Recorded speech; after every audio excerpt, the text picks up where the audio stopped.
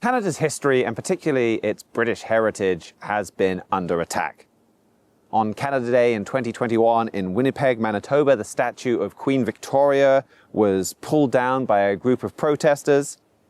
In 2022, a taxpayer-funded textbook categorized Canada's old flag, the red ensign, as a hate symbol. The government has removed all references to John A. Macdonald, Canada's first Prime Minister, from its archive.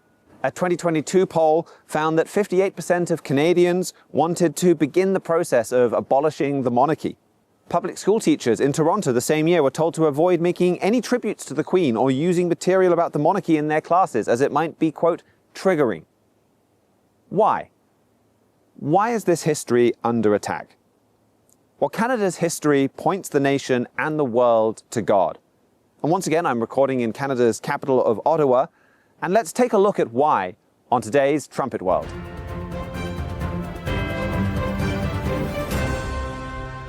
Welcome back to Trumpet World. Now, behind me on my left is an example of what I think is one of the most astonishing and overlooked achievements in human history.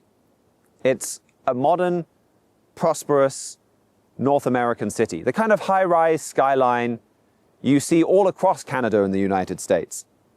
But 180 years ago, here and behind me, there was nothing. Bytown was incorporated here in 1850. It became Ottawa in 1855. 1857, this small lumber town was chosen as Canada's capital, as a compromise between the two larger cities of Toronto and Quebec. It's still small for a capital, about 1 million people. But by any standards, there's a lot of growth that has happened here since then. And that is not unique. North America is full of cities that were nothing 150 years ago. And yeah, there's a lot wrong with these cities, but there's a lot of building and accomplishment that has happened in a very short amount of time. What a transformation for an entire continent. And in 1800, America's population was 5 million. By 1900, it was well over 75 million. A continent devoid of civilization, covered with a network of railway lines, canals, cities, industry. Nations like the US, Canada, Australia, New Zealand sprang up from nothing basically since 1800. Britain went from being one of the smallest major European powers to being a globe-dominating empire. What has happened? Why this incredible transformation? Well, the fashionable answer is racism and exploitation. That land, money in particular, resources were transferred away from the poorer parts of the world, the southern hemisphere, indigenous peoples, and transferred to the British Empire. But just about every serious historian will tell you that Britain spent much more on its empire than it gained. It was a net outflow of goods and money and wealth to the world.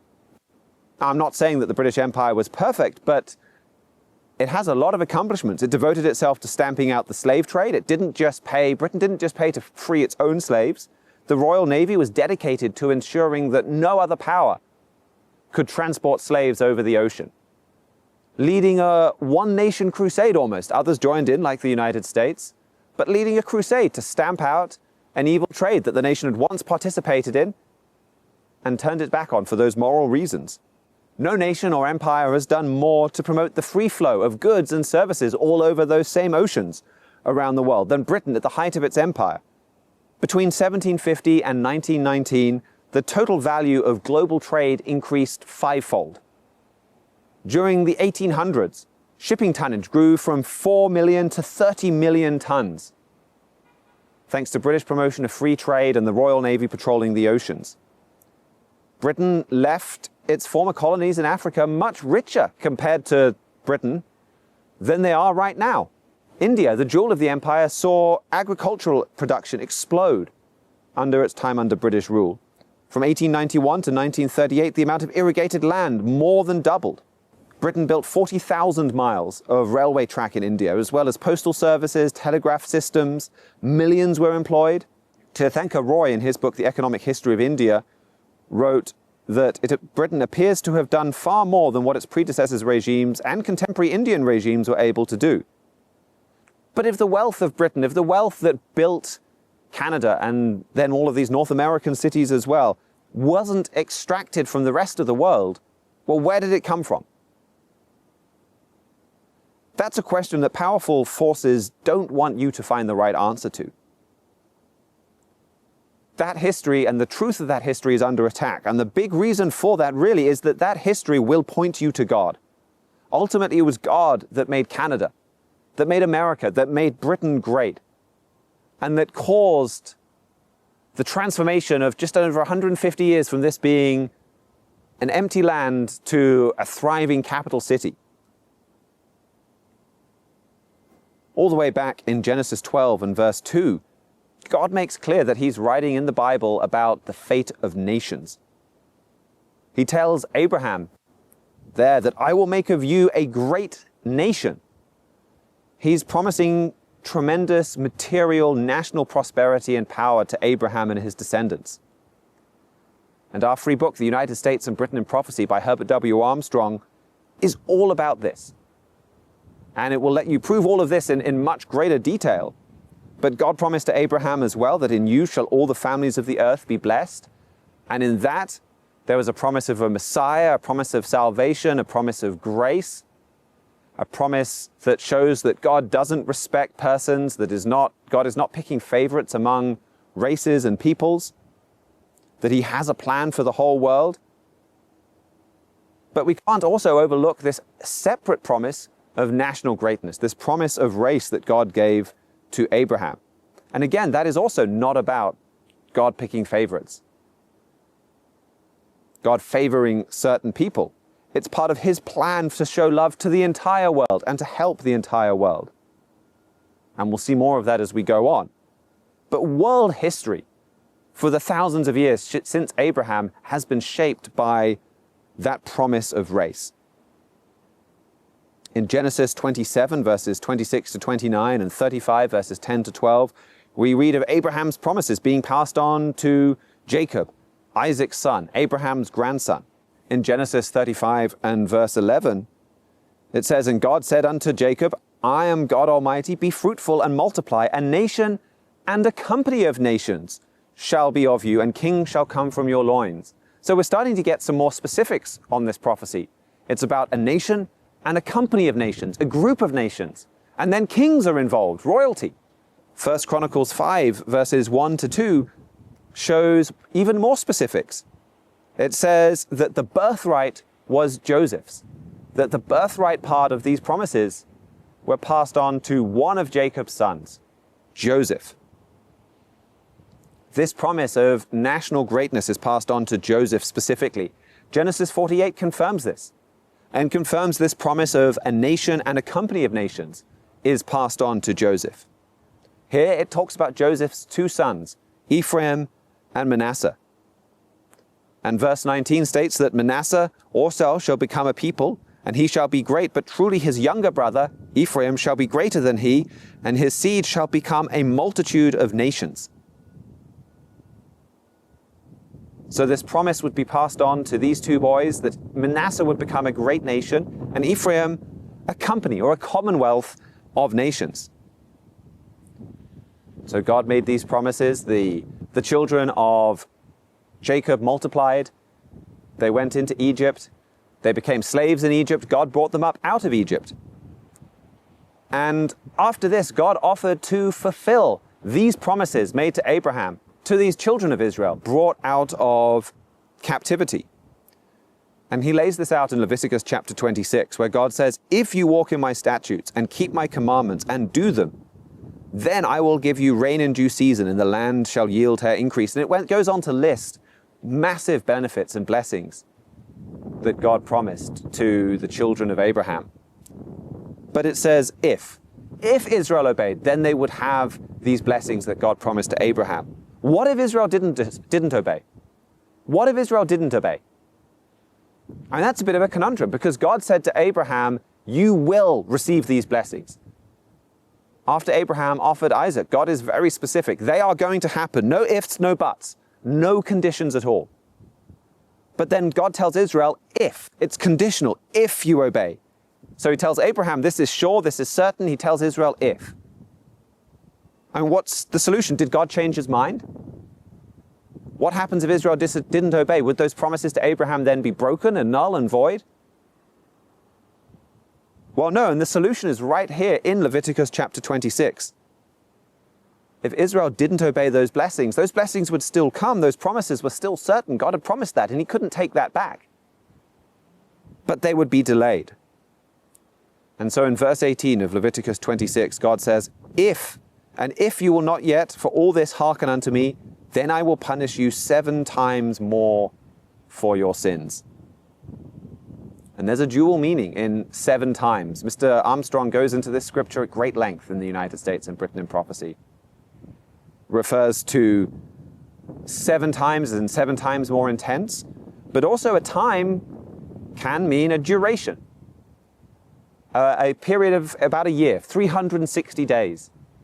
And other places where this time is used, and you can kind of go to the book of Daniel and see where God even spells out days, and it makes it very clear that a time is 360 days. Mr. Armstrong goes into this in much greater detail in the United States and Britain in Prophecy. So God says, well, these punishments, these blessings, these blessings will be delayed 7 lots of 360 days. If you're quick on your mental arithmetic, you'll have worked out that comes up to 2,520 days. And God uses a day for a year principle. He used that when punishing Israel in the book of Numbers, delaying their entry into the promised land for 40 years after the scouts failed in their 40-day exploration of Israel. Numbers 14 and verse 34 talks about this day for a year principle. And you apply that to this case, and the birthright blessings would be withheld 2,520 years if Israel did not obey. And ancient Israel didn't obey. And the northern tribes of Israel went into captivity around 720 BC, and they vanished from the world scene. The world only kept sight of the Jews that were left and that went into captivity later to Babylon.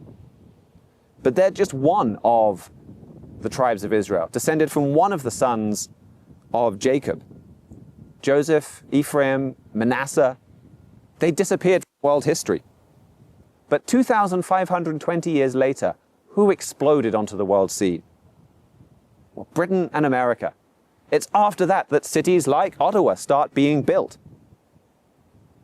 And Mr. Armstrong offers far more proof than this, that Britain and America are descended from Ephraim and Manasseh, that Britain's descendants and the British Commonwealth is this multitude of nations that was promised to Ephraim, that Manasseh is this single great, or that the United States is this single great nation promised to Manasseh. But this is why Canada and many of these other countries exploded in power and wealth and prosperity after 1800. It is all about God being involved in history. And the blessings listed in Leviticus 26 were then given to that nation, those nations. And you can look through Leviticus 26 and see how specifically even they apply to Canada. You know, God talks in verse 4 and 5 about agricultural blessings. Rain in due season, the land shall yield her increase, the trees of the field yield her fruit. There would be rich agricultural prosperity. Well, Canada's had this. Wheat production grew 7-fold from 1880 to 1920. Massive expansion. I mean, Canada provided all kinds of agricultural wealth to the British Empire and Commonwealth. The overall available farmland grew dramatically. And verse 6 gives a very specific way of finding these descendants of Abraham. It says that there would be peace in the land. The sword will not go through the land. Well, so many countries have been invaded in the 19th century, in the 20th century. But who hasn't? Britain, the United States, Canada, Australia, New Zealand. These are some of the only countries not to have the sword of war go through their lands. Leviticus 26, verse 7 and 8 talks about military victory. That's something I want to come back to later in the show. Verse 9 says, I will have respect unto you and make you fruitful and multiply you and establish my covenant with you. We talked already about how America's population exploded. I mean, before 1800, before the receipt of these birthright blessings, Canada's population was well under 400,000 people. You know, less than half the city of Ottawa today. And a third if you include the population of Gatineau over to my left. You know, just one metropolitan area, 3 times the population of what Canada was back then. 100 years later, it had grown 10 times. It was 5.5 million. 20 years after that, 9 million. massive, explosive growth in population. I mean, Britain had been around for a lot longer. It experienced an incredible population boom around the same time. Deuteronomy 28 talks about great blessings of industry and the works of their hand being blessed. You see so much of that. I mean, you can see kind of the sex and the industry even, I guess, just a bit off to my left, probably out of the shot, but we can certainly put some B-roll footage of that up there. But between 1900 and 1920, real GDP, the output of Canadian goods, almost doubled. I mean, all of this history is a powerful signpost to God working miracles in history, that God determines the success and the failure of nations. Well, I wanted to bring Abraham Blondeau, our Canadian correspondent, into the discussion. I mean, again, you're very familiar with Canada's history. I mean, do you have more to say on the miraculous way that God has accomplished these blessings, these promises in Leviticus 26, and the way that Canada has sprung up? Well, I think the story of Canada's founding really can only be summed up by the word of miracle. When you look at what led up to Confederation and even the possibility of us becoming a nation, it had to be miraculous, because what characterized Canada up until we became a single nation in 1867 was continuous division, war, with our American neighbors, but also amongst each other. 1848, there was a significant rebellion between Lower Canada, that's Quebec, and Ontario, that threatened to destroy the whole country. So when we became a nation, it was a miracle that all these different sides were able to be reconciled, that under the leadership of Sir John A. Macdonald, he was able to corral all these different languages, peoples, ideas, and come to an agreement. And all of that was under the authority of the British Crown. I think that's the key, is that's the only thing that all these people had in common, is loyalty to the British throne. In Richard Gwen's book on Sir John A. Macdonald, he makes the point that toleration in the 21st century as a Canadian value, it's universal. At the beginning there in the 19th century, our value was loyalty. It was a universal loyalty to the British throne. And you could see that in how the country exploded in growth. Because now, everyone had a united purpose, and that was to create a united country. So the first, what made a lot of the statistics you mentioned possible, the growth of population and all these other industries, was the building of the Canadian Pacific Railway that connected all the provinces together. And that was a massive undertaking. I mean, Canada was the second largest country in landmass in the world. Even today, it's still, many places are just vast, untouched wilderness. So at that time, to forge a railway across mountains, prairies, through all the different geography of Canada, that was symbolic of the whole nation coming together. And that's really what started the expansion westward. And so when the country realized its potential, when it started tapping into our vast resources, because I think that's what, when we talk about the promises to Abraham, I think where in Canada is particularly visible is our natural abundance of resources. We have nearly every strategic and valuable mineral and resource in the world, and it's all in one place. Sometimes it's hard to get to, but it's here.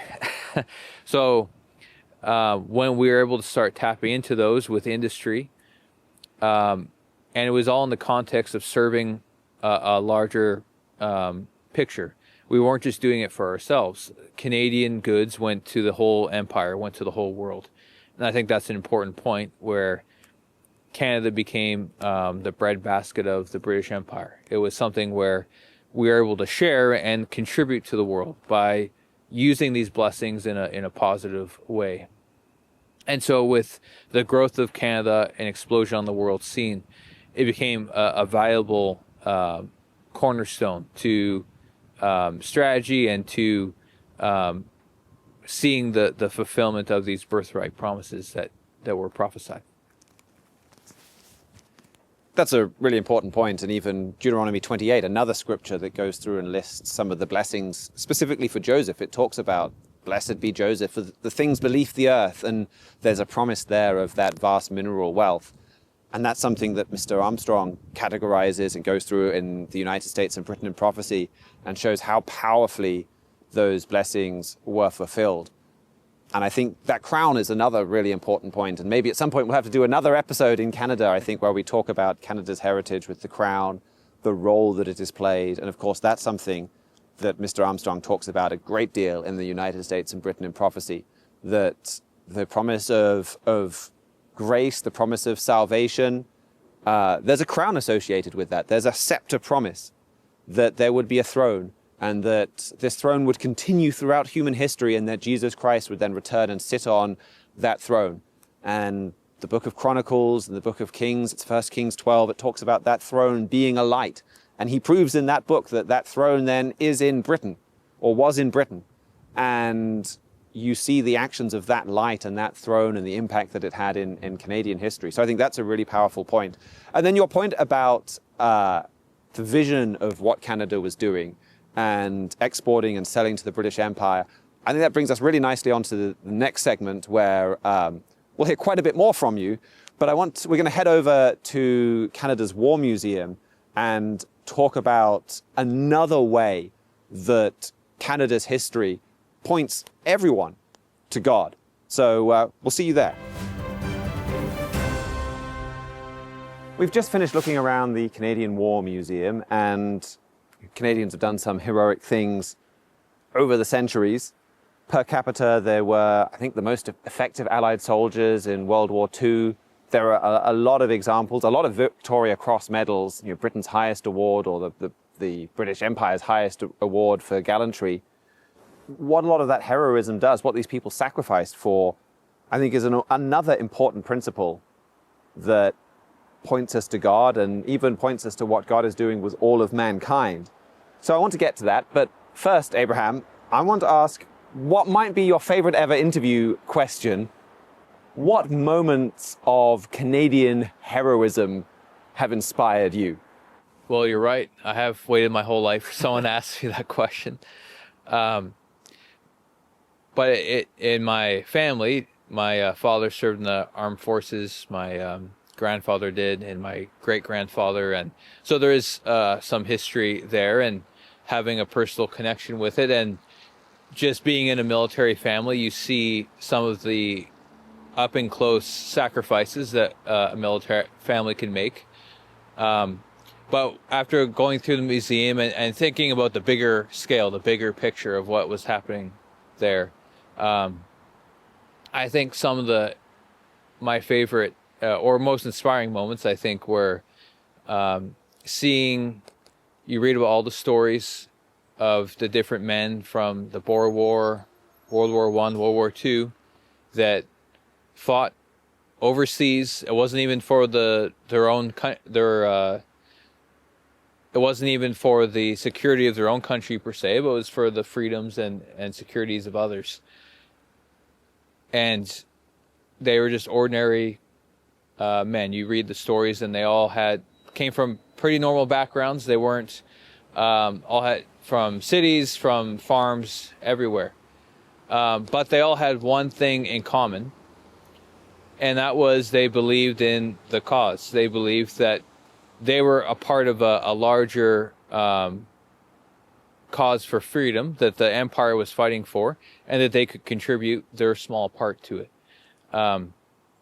So one of my favorite is in the Boer War, just the Lord Strathconna's horse. That's the volunteer regiment that was raised up in Canada and sent down to fight the Boers in South Africa. And I think what's inspiring about it is they were a volunteer force. The Prime Minister did not want to go to war, Sir Wilfrid Laurier, but he was willing to send a volunteer force. And so seeing that so many men from all over the country were willing to go to Africa, another continent, and combat against a foe that they had never seen before, and do so in such a passionate spirit, and with such distinction that they did during the war.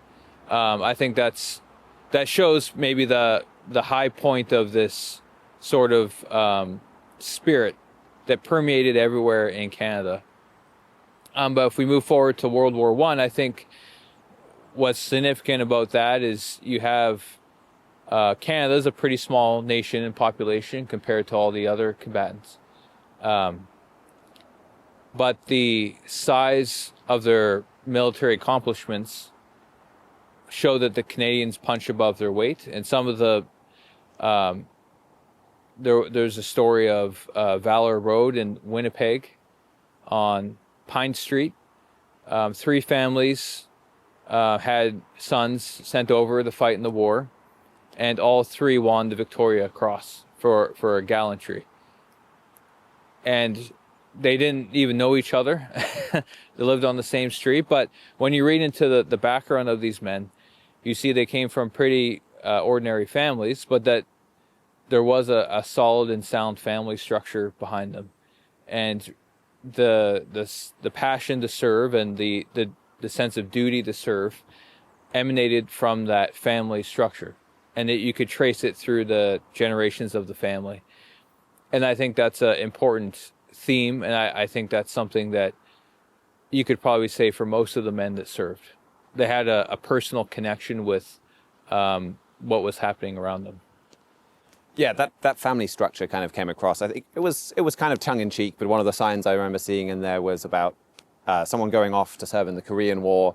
And he said, well, my grandfather served in World War I, my father served in World War II, I'm off to go serve in World War III.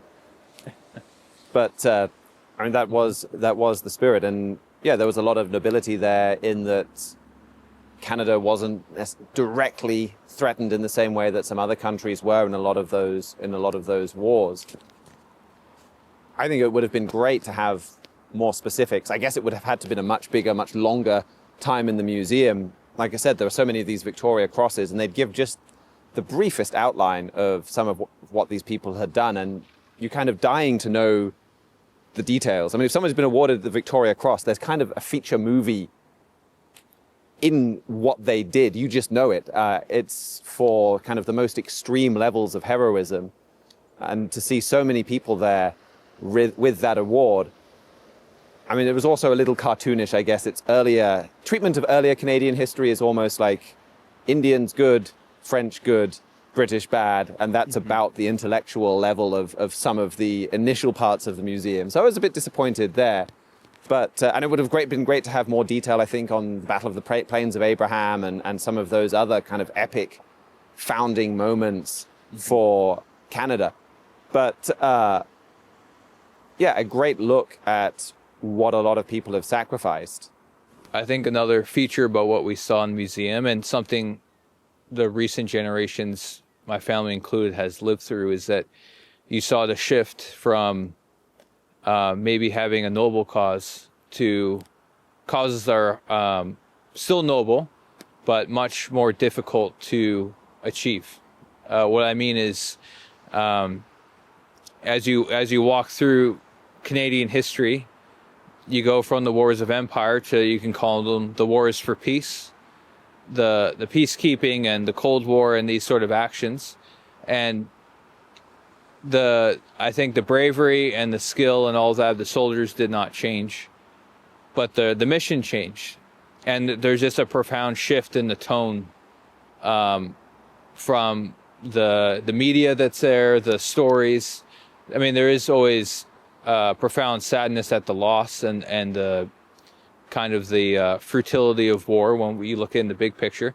But at the same time, there was, we knew we were fighting for a righteous cause. It was black and white, good and evil. But when you move forward into the modern wars, those things become much more nuanced and difficult to ascertain. And the troops are put in very difficult situations where victory was not defined. like in certain peacekeeping scenarios, those sort of things. And that matched a shift in culture too, and in the families of the men who were serving. So it's interesting, the military history of Canada also tells the family history of Canada too. And I think as you trace these things through society, it ties together all these trends we've been talking about. And going back to one of your earlier points, I think all of this points to the incredible things that people can do with that greater vision of something more powerful than themselves. And Trumpet Editor-in-Chief Gerald Flurry had an article, The Glory of Empire, that really built on this. But in that article, he quotes a fair bit from the historian Kirk Emmeret. He wrote a book called Winston S. Churchill on Empire, talking about Churchill's vision and how he was motivated by that greater vision of empire. And he wrote, "The glory of the British Empire was its service to a cause that transcended Britain." And you could add that transcended Canada. He said that transcended history, that transcended time itself. And I think you see that perhaps even more powerfully coming to somewhere like Canada, that's that little bit more removed from the British Empire than, say, Britain was. And how clear that it was that people were dedicated to a cause bigger than themselves and bigger than their own nation and even the glory of their own nation. There was something much bigger motivating them. And, of course, the British Empire wasn't perfect. Of course, there were evil people that did evil things there at times. But as Mr. Flurry wrote in that article, it emphatically was not the cruel, evil, inhumane force that many think it was today. And Emmeret wrote about Churchill's view of the empire and said that in Churchill's view, it was to lift human life away from barbarism and savagery towards civilization and human excellence. And Mr. Flurry said in many instances, that is what it did. It was a powerful civilizing force that benefited all humanity. And I think America's founders were lit with a similar vision. I think you wouldn't call it a vision of empire, but they had a vision of something bigger than themselves, of a shining city on the hill. And this is what inspired soldiers in wars, but it inspired much more than that. That I think came across even in the Canadian War Museum, and I like that point there where they talked about, say, the food production. That Canada was really going all out to produce food to serve Empire and Allied forces in World War I and World War II, and manufacturing capacity and utilizing hydroelectricity to increase manufacturing output, and the treasure troves of natural resources that Canada has, and bringing them to bear to bring into the war effort. I mean, everybody involved in that, or many people involved in that at least, were lit by that same kind of a vision. I mean, we have the Rideau Canal here in Ottawa that we've kind of been filming around some of our different segments. You have all kinds of epic construction projects that were filled with a vision beyond just, hey, we're building this for the practical utility that this canal is going to provide. I mean, perhaps America's Panama Canal is the pinnacle example of this. Something built at tremendous cost. I mean, a lot of people died to build that. They weren't building that just for a paycheck. Mm-hmm. They had a vision of something greater than themselves. And there were miracles involved. And yeah, we need to be sure to give God credit for that. But also, men fired with a vision. That is another component here that is worth talking about. Mm-hmm. Well, I think the Rideau Canal, like you mentioned, that is a small part of some of these epic projects that were built. Even the whole canal lock system that connects the St. Lawrence in Quebec all the way through all the Great Lakes. So there was one channel of transport that connected all these waterways together that the ships could go through. That was a huge moment in the mid-19th century when that was started and then later completed. And so, like you said, you have what was inspiring was the whole nation was involved. It wasn't just the soldiers at war, but the families at home. It was the people in the factories. Every element were enjoined in that, but also that extended the peacetime when there was still some vision and they tried to build Canada. And so that does illustrate the point that, like the Bible says, without vision, the people perish. And that's just, that's true spiritually, most of all, but it's also true in a national sense, that without a purpose, without a vision of what can be as a people, we as humans tend to languish and we don't achieve everything that we're capable of. That's a great point. And I think in that earlier program that we were doing, and we talked about the lack of unity for Canada, and you can see how the vision can provide that unity, and without the vision, that's not there. And I mean, this is something British politicians talked about at the time. Lord Macaulay, 1833, he told Parliament, "There is an empire exempt from all natural causes of decay. That empire is the imperishable empire of our arts, our morals, and our literature, and our laws." It's an empire of, not just territory that we go and conquer, but anything that uplifts mankind. Literature, law, absolutely, arts, it can all be sciences, it can all be part of something that brings light and uplifts if done in the right way. And vision motivated every part of that. Going back to that Emirate book, he wrote that Churchill believed that, quote, "fostering of civilization is the highest purpose of empire." Churchill said, "True imperialism develops manhood." And Mr. Fleury wrote about those couple of quotes, that it was Churchill's hope and belief that the British Empire, grounded on a strong system of law and morality, would both improve the character of Britain's leaders and its subjects. It never did this perfectly, but it did so more than any other people. And he said that Churchill's view is politically incorrect today, but it is still very accurate. True imperialism, the expansion of an empire rooted in law and morality, does create quality men and women. And I think we saw that in the museum. And you saw that in what is a huge concentration of things like Victoria Crosses in a pretty small place, and from a small population from those that Canada sent over. I mean, just going back to some of the points that you mentioned about Canada's participation in the Second World War, it's just amazing that there was a whole Canadian beach at D-Day. Britain, America, Canada were the three. I mean, of course, there were other, the Anzacs and the Australians, New Zealand. They played a big role. There were people from across the Commonwealth and Empire, and the Greeks, and there's a lot of nationalities that played their role in the defeat of the Nazis and the defeat of Imperial Japan. But you see the effect of that vision on Canada, and you see the reverse today. I mean, you see the homeless problems, the drug problems. The 1 in 3 Canadian adults took cannabis in the last year, and that's just been normalized. And well, what is there to live for beyond entertainment? And well, here's a more exciting thrill or diversion or escape. 1 in 10 under 44 saying that they use it almost daily. I mean, that's a life without vision. 1 in 7 saying they use psychedelic drugs. 22 people a day dying with opioid-related deaths. That's a nationwide loss of vision. Our civilization is sick from this lack of vision. Going back to the points about vision and its connection to our mind, even our human spirit, is Holger Hook. He's a historian. He wrote a great book called Empire of the Imagination, and he traces how arts and literature and ideas in the British Empire were its greatest accomplishment. But I think that just brings up an important point, that's the real value of empire. Is empire can be a physical thing, but when you look at the only way you can really uplift a human being is when you impact their human spirit. You give them something to work towards, and you ignite their imagination. Because, as the Bible explains, God created in man a mind that can create, that is different than any other creation in the world.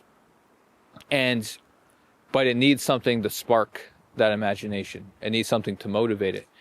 And that comes from vision. And just on we're talking about the British Empire, you look at how it did do some wrong things, some evil things, but also you look at how the ideas that passed on changed the world. I mean, you can go to Canada here. I have associates from different continents, India, Africa. We all learn the same thing in school. And you look at those nations, there some of those, like India, they're becoming a great nation today, a very powerful nation. And that was, though it was done very imperfectly, that was the whole goal of the British Empire in India, was eventually to make them into the best version they could be of themselves as a nation.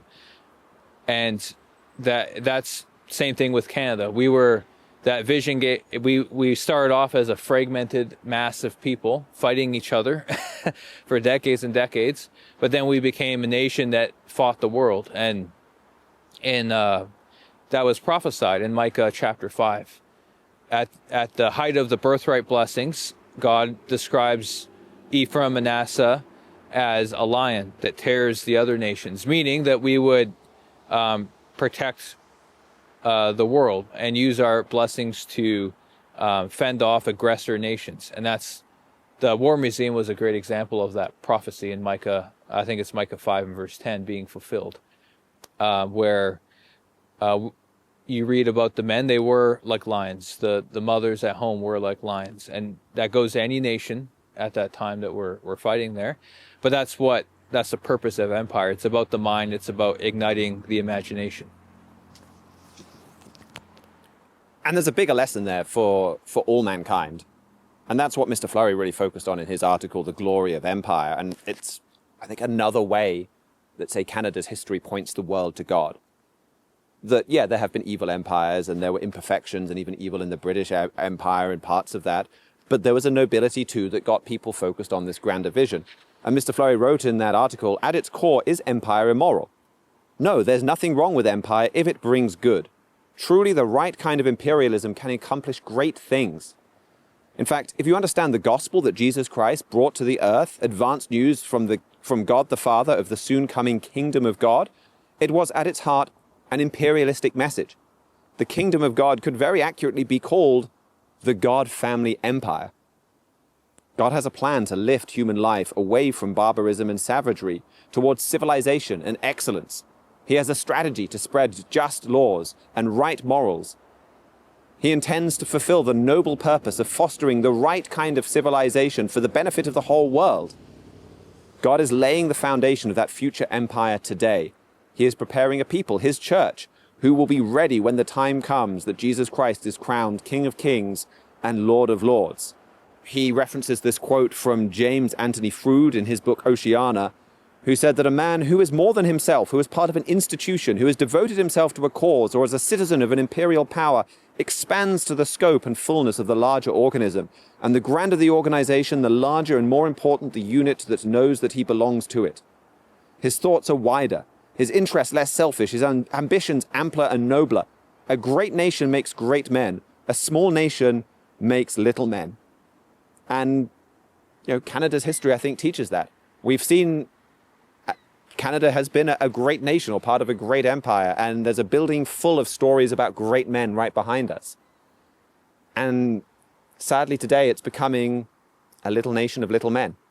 That's a fantastic lesson to take away from this, and I think it ties into all these conversations that you and I have had, that it comes down to the individual. When we aspire to be something bigger, when we're looking for something bigger, that can impact the whole nation. And that's the thing about even Canadian history, is the vision started with one man having a vision of Canada being a nation under the British throne, Sir John A. Macdonald. And that lit a fire in Canada that burned pretty brightly for many generations. But when the leadership doesn't keep that fire burning, in fact, they try to douse it, like that we've talked about, it kills the vision, and then the nation starts to shrink again. And I think you could look at any country and see that happen throughout time. But one of the lessons is that the flame doesn't have to remain extinguished. And that's what the literature, Herbert W. Armstrong's book, The United States and Britain in Prophecy, amongst many others, it shows us how to ignite that real flame. And it's not just for a secular country, it's about a much bigger picture. It's about the God family empire. That's really a great way of putting it. And I had a couple more quotes from Mr. Fleury's article that I wanted to read that tie right into that. And Mr. Fleury says, after all, this is God's empire. It is the greatest, most wonderful and inspiring endeavor that will ever be. No nation or kingdom on earth will ever produce greater men and women than God's kingdom. And you can join forces with it even today. And Mr. Fleury writes, are you one whom God could use for that noble purpose? Would you devote your life to this greatest of all causes? And that's a wonderful call to action. And that's a great point about well, Mr. Armstrong's literature is a great place to go to ignite an eternal fire. I mean, really, that's literature inspired by God, and it's going to God and the Bible for that eternal fire. And so these are great questions to answer. And these empire transformed the lives of Canadians and led people to live remarkable and heroic lives like we've seen behind us. And God can use this to transform your life. He's using human beings as pioneers of an eternal empire, far grander than the British Empire or any empire that we've seen today. So if you want to know more, you can get in touch with us at trumpetworld@thetrumpet.com. And like we were talking about in the first half of the show, The United States and Britain in Prophecy is a great book to understand more about how history points us to God. But also, I mean, that's a book about the God family empire and about what God is doing. And that this is a book, that the Bible is a book about kingdoms, and it is a book about the world, and it is a book about God bringing salvation to the world. And there's a global destiny and a very practical solution to the problems of war and peace. And so, if you want to be inspired by the God family empire, read that book. You can go on our website, thetrumpet.com, click on the literature tab, click on showcase. You can find all of our books and booklets there. We'll have a link in the YouTube description, the Rumble description, so that you can get there even more directly. You can read it online. I'd really encourage you to order a print copy. We'd be very happy to ship that out to you anywhere in the world, and there's no costs, there's no shipping costs, there's no follow-up. We don't contact you to find out how you enjoyed it or to try and pressure you to do anything. We just want to get this material out because that's what the God family empire does. It expands and brings this truth into the lives to light up and set on fire more and more people in that way. And I think this whole subject shows how insidious the attack on Canada's history is. It is really all about cutting people off from God and from that inspiration.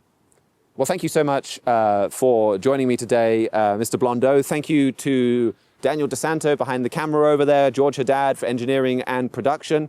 We'll be back on Friday with our regular Week in Review show. And until then, keep watching your world.